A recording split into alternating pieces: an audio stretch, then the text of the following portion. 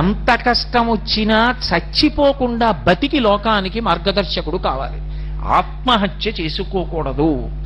ఎన్ని కష్టాలైనా భరించి నిలబడు, ఏదో ఒకనాటికి నువ్వు అభ్యున్నతిని పొందుతావు. ఇది నిరూపణం చేసి లోకానికి మార్గదర్శనం చెయ్యాలి కష్టాన్ని ఓర్చుకోవడం. అందుకే చూడండి, పాండవులు లక్క ఇంట్లో పెట్టి కాల్చేస్తే బయట పడిన తరువాత భిక్షాటన చేసైనా బతికారు, యజ్ఞోపవీతం ఉంది కాబట్టి.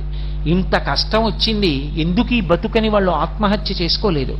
మనకి శాస్త్రములన్నీ అవే మాట చెప్తాయి. కళ్యాణి బతగాదేయం లౌకికి ప్రతిభాతిమా ఏతి జీవంతి మానందో నరం వర్ష శతాదపి అంటుంది సీతమ్మ రామాయణంలో. 100 సంవత్సరములు ఆయుర్దాయంతో నిలబడినవాడు ఎన్ని కష్టములు పడనివ్వండి, చిట్ట చివరి క్షణంలోనైనా శుభవార్త వింటాడు. ఓర్పు అనేటటువంటిది అంత అవసరం జీవితంలో. కాబట్టి